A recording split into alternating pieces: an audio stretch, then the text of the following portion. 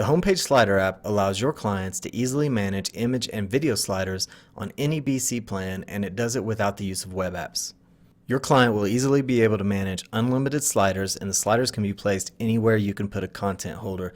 That means they can make sliders for their products, for their blog posts, just about anywhere they want on their BC site. You can also create video or image slides. Here we see a video slide. I can play the video. If I click next, this is an image slide. You also saw the adaptive height feature. This is an option that can be turned on or off, but if it's on and your slides have various heights, the slider will animate and adjust to the height of the slide. Another feature is that this slider is integrated with the YouTube and the Vimeo APIs. That allows us to provide some good behavior, like, for example, if I go back to my video slide, you can see it's paused at 4 seconds. When I click next, it automatically paused the video, so there will be no playing videos. Clicking next, and then they still hear the audio from that video. Another feature this allows us to provide is that if you have auto rotate set to on and the page loads and the user clicks play on the video, the slider will not continue to auto rotate when that video is playing.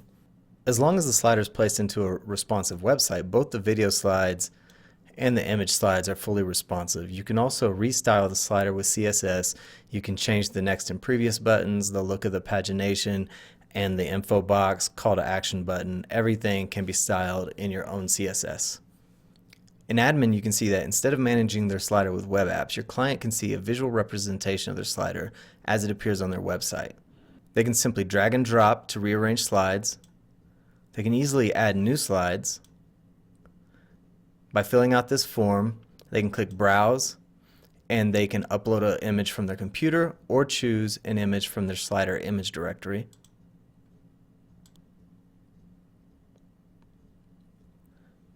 They can easily add video slides by clicking New Video Slide and inputting the embed code for the video that they want to include in the slide. You can select YouTube, Vimeo, or Other. Keep in mind that if you do not use a YouTube or Vimeo iframe embed, then you're not going to get the advantage of the API integration that allows the video to pause when the slide transitions and allows your slider to pause when the video is played. You can add new sliders from the Manage Sliders tab. Click New Sliders, just give the slider a unique name.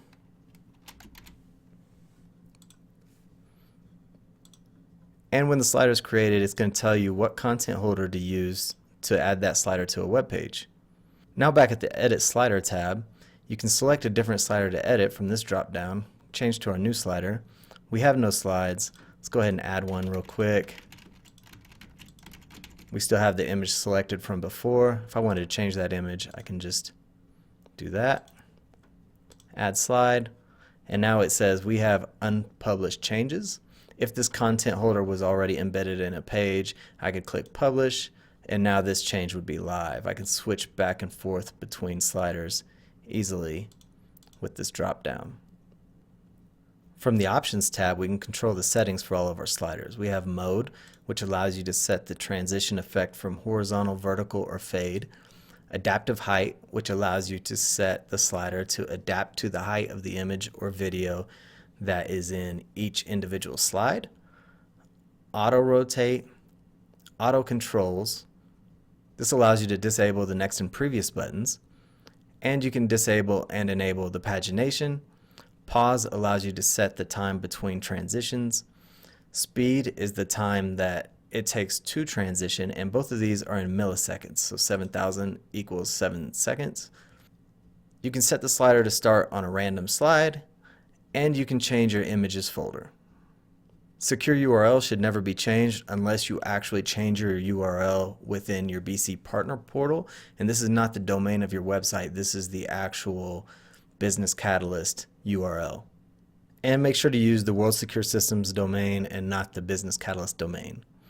Lastly, we have an Instructions tab that has some instructions on how to use the app, some instructions on how to install a slider on a page, and an option to remove the app if you ever need to remove this app from your client's partner portal. And that's it. We've tried to make this really easy for your clients and for you to use. and we hope you like it and we welcome your feedback.